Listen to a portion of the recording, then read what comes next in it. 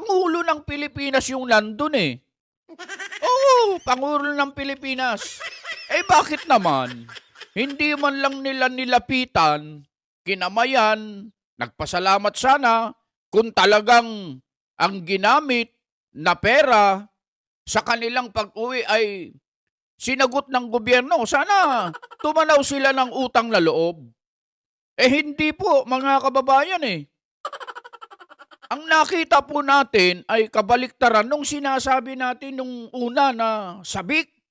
At sa lahat po ng ating mga kababayan dyan sa Middle East, yung iba po ayaw umuwi eh. Opo, bakit ayaw umuwi? Eh kasi po, ang hirap ng buhay dito sa Pilipinas sa totoo lang. Opo, napakahirap ng buhay po dito sa Pilipinas. Kaya yung iba, kahit na mapanganib, mas pinipili pa nila na magstay, manatili, mamalagi doon sa bansa na kahit na mayroong mga alitan, digmaan, labanan, eh iniisip kasi po nila mga kababayan yung tungkol sa kapakanan ng kanilang pamilya na iniwan dito sa Pilipinas. Kaya doon sa ating mga kababayan dyan na OFW na nakikipagsapalaran, eh kayo po ang tunay na mga hero, mga kababayan.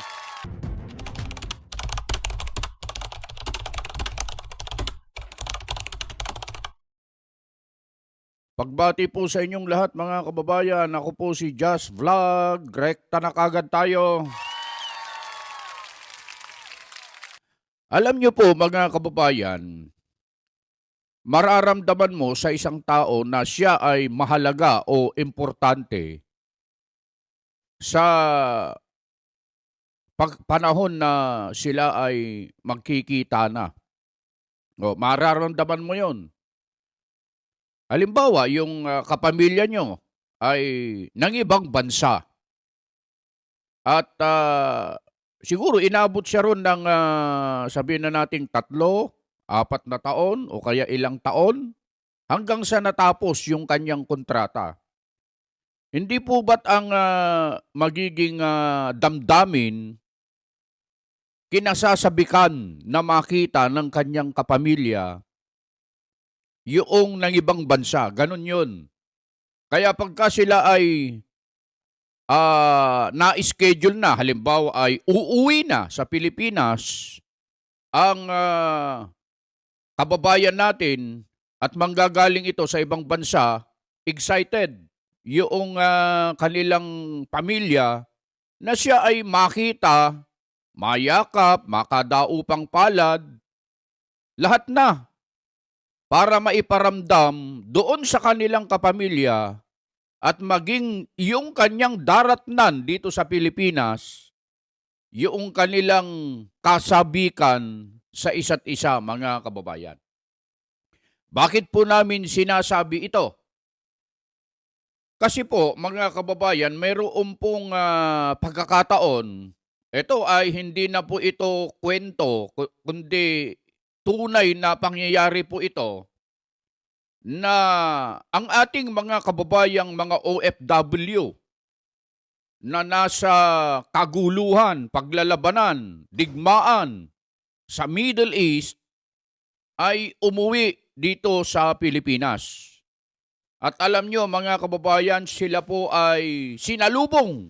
Opo. Sila po ay sinalubong ng ating Pangulo ng bansa. Walang iba po kundi ang Pangulong Bongbong Marcos, mga kababayan.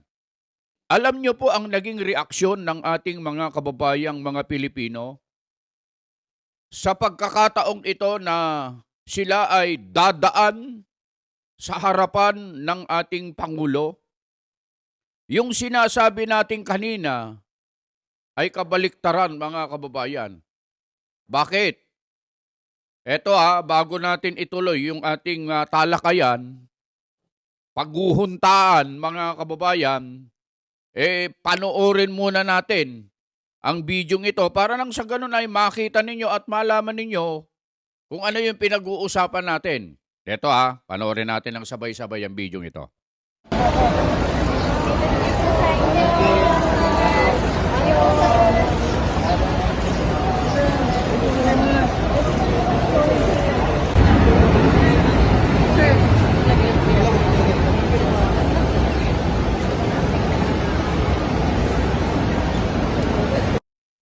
kababayan. Napansin nyo, mga kababayan? Ha? Oo, napansin nyo?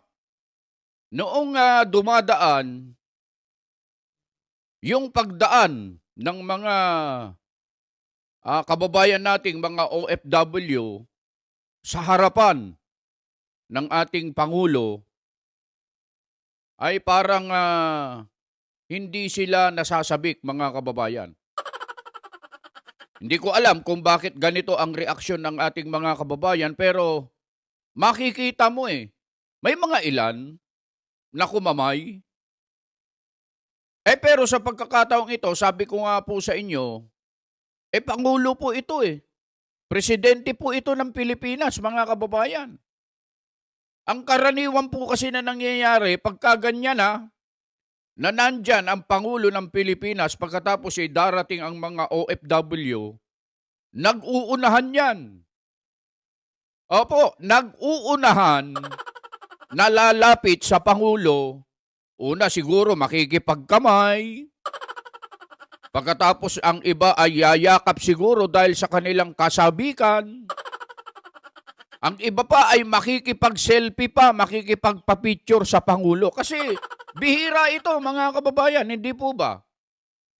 Chance po nila ito. Opportunity sana nila ito para nang sa ganun ay maipadama sa ating Pangulo ang kanilang kasabikan. Sana.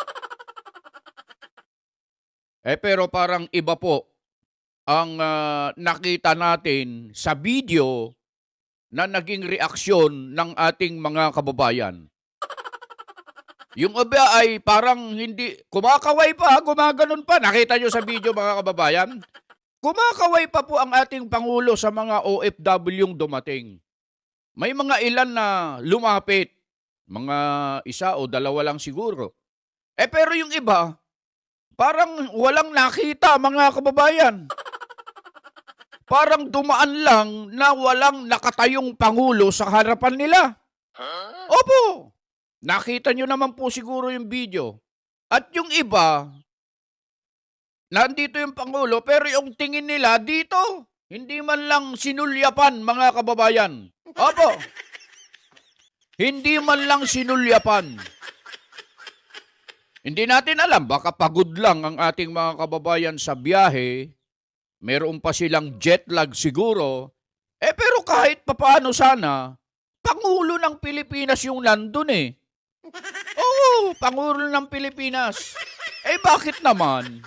Hindi man lang nila nilapitan, kinamayan, nagpasalamat sana kung talagang ang ginamit na pera sa kanilang pag-uwi ay sinagot ng gobyerno. Sana tumanaw sila ng utang na loob.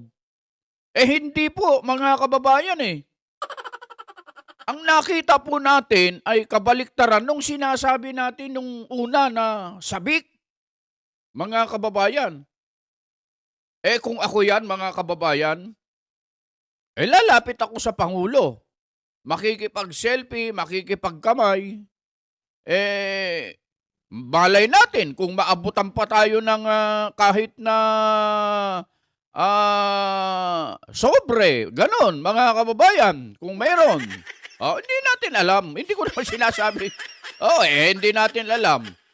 Mga kababayan, ito po ang nagpapakita na parang sa aking palagay lang po ito sa aking palagay lang, sa aking sariling opinyon, mga kababayan, itong nakita natin na aktwasyon sa pagkakataong ito, sa napanood yung video, mga kababayan, yung sinasabi natin na kasabikan kanina, parang iba po. Parang meron po silang sama ng loob. Opo, meron